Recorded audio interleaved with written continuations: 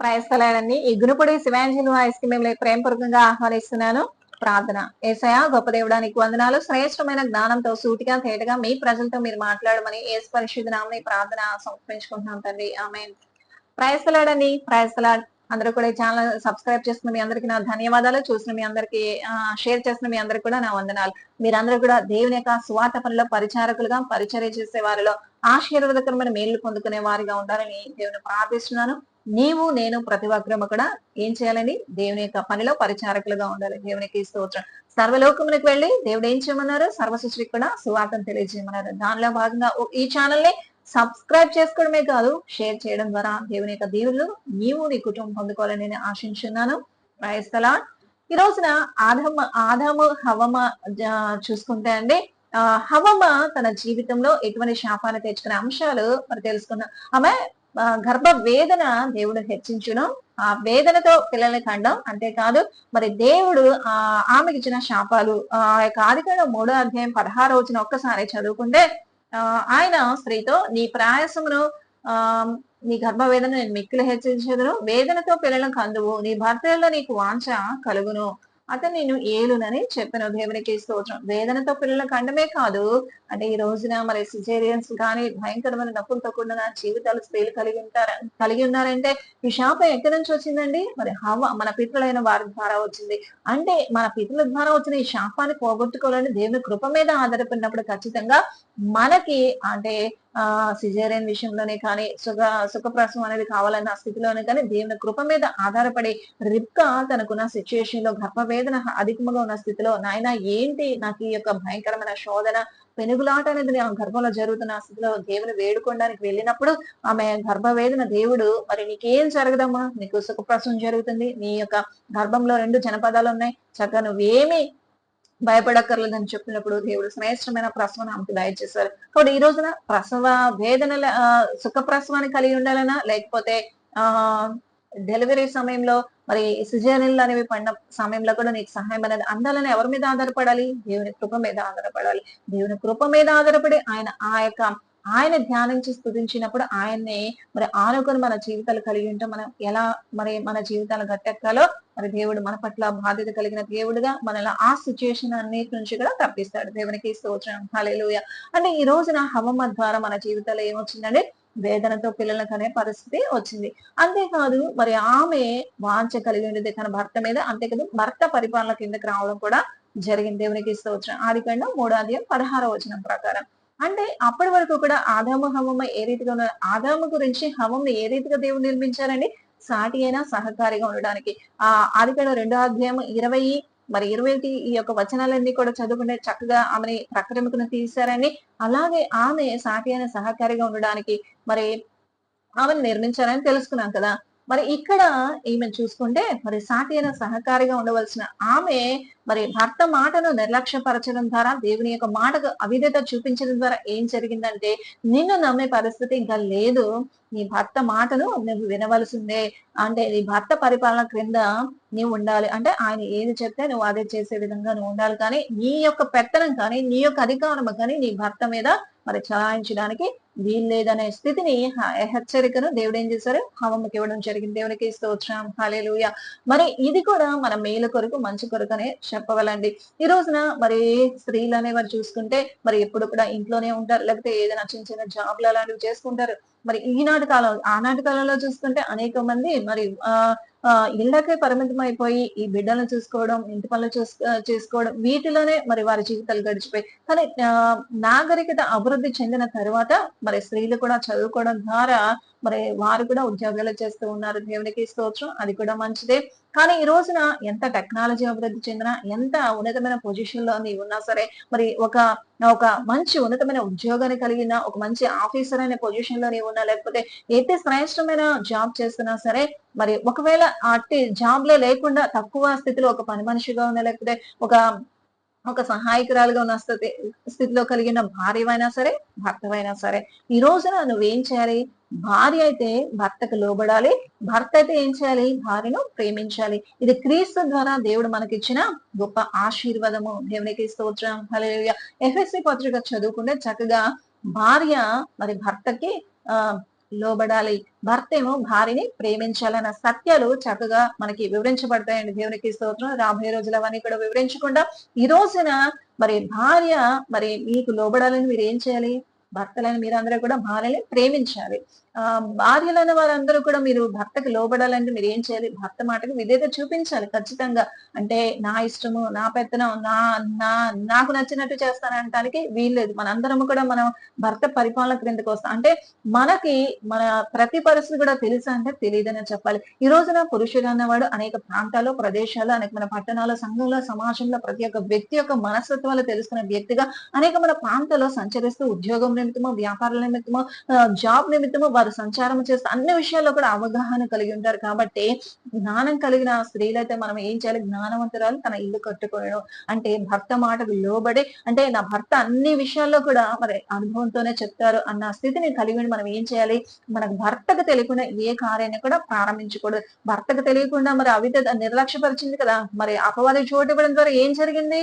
మరి మరణాన్ని ఆమె ఆమె రావడం కాదు, తన భర్త కూడా ఆ యొక్క మరణాన్ని తీసుకొచ్చింది హవ్వమ్మ. కాబట్టి ఈ రోజున దాన్ని బట్టి దేవుడు నిన్ను నమ్మడానికి లేదమ్మా, నీవే నీ భర్త మాటకు లోబడాలి. ఆయనకు తెలియకుండా నువ్వు ఏ కార్యము చేయడానికి వీల్లేదు అన్నట్లుగా నీ భర్త పరిపాలన క్రింద ఆయన ఏది చెప్తే అది వినే రీతిగా నీవు ఉండాలనే సత్యాన్ని, హెచ్చరికను ఆమెకు ఇవ్వడం జరిగింది. నిజమేనండి, భార్యలు ఉన్నవారు ఈ రోజున ఎలా ఉంటారండి? కొలీగ్స్ తో గానీ, స్నేహితులు గానీ ఎవరైనా కొత్త పరిచయాలు జరిగితే ఏం చేస్తూ ఉంటారని చిన్న చిన్న బిజినెస్లు స్టార్ట్ చేసి డబ్బు మంచిదే.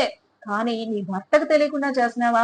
జాగ్రత్త. ఖచ్చితంగా నీ భర్తకు తెలియచేసి ఆయన అన్ని ప్రదేశాల్లో, ప్రాంతాల్లో అందరి యొక్క వ్యక్తిత్వాలు తెలిసిన వ్యక్తిగా ఉంటారు. ఆయన సజెషన్ తీసుకొని ఏదైనా సరే స్టార్ట్ చేయడం ద్వారా నీకు నీ భర్త యొక్క హెల్ప్ అనేది ఉంటుంది. కష్టం వచ్చినా, నష్టం వచ్చినా. కాబట్టి ఒకవేళ ఇలాగా స్త్రీలు ఏం చేస్తారంటే తెలియకుండా అనేక మంది తమ పెత్తనాలు, అంటే నేనేంటి నా భర్తకు లోబడ్డం, లేకపోతే నా నా భర్త మాట నేను వినడం ఏంటి, లేకపోతే నేను ఒక హై రేంజ్ లో ఉన్నాను, నేను ఒక మంచి ఐటీ ఎంప్లాయీని, లేకపోతే నేను మంచి ఉన్నతమైన చదువు చదువుకున్నాను, లేకపోతే నేను మంచి ఉన్నతమైన హోదాలో నేనున్నాను, ఒక మంచి పొజిషన్ లో ఉన్నాను అని చెప్పి కొందరు స్త్రీలు గర్వంతో ఏం చేస్తూ ఉంటారు?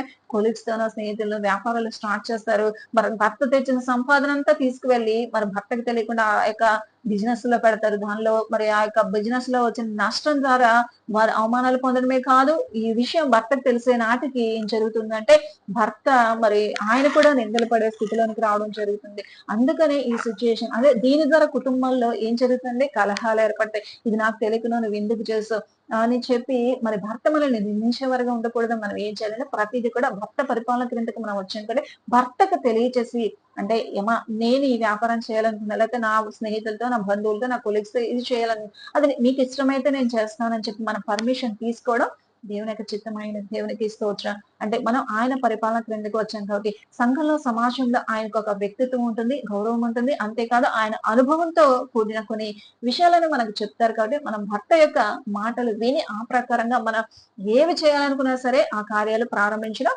మరి మంచిదండి.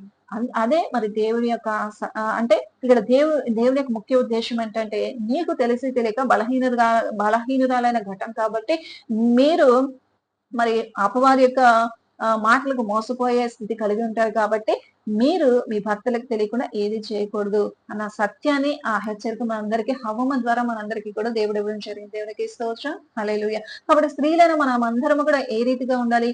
భర్తలకి లోబడాలి. భర్తలైన మీరందరూ కూడా ఎలా ఉండాలి? భార్యని ప్రేమించాలి. దేవునికి స్తోత్రం. భార్యను ప్రేమిస్తున్నావు అంటే నిన్ను నువ్వు ప్రేమించుకుంటున్నావు. ఈ రోజున బాధ్యత కలిగిన భర్త ఏం చేస్తారండి? భార్యను ప్రేమిస్తారు. ఆమెను అర్థం చేసుకుంటారు. ఆమెకు ఇష్టమైనది ఏమిటి? ఆమె ఏం చేయాలనుకున్నది? ఆమెకంటూ ఒక పొజిషన్ లో ఉండాలనుకుంటుంది. ఆమెకంటూ ఉన్నతమైన స్థితిలో ఉండాలని, అంటే ఆమె కూడా సంఘంలో, సమాజంలో ఒక గౌరవం కలిగిన వ్యక్తిగా ఉండాలనుకుంటుంది. ఆ ఆ యొక్క స్థితికి నీవు కూడా హెల్ప్ చేసినప్పుడు ఇద్దరి మధ్య సఖ్యత, సమాధానం అనేది ఉంటుంది. అది ఎవరి ద్వారా సాధ్యం అంటే క్రీస్తు ద్వారా మాత్రమే సాధ్యం.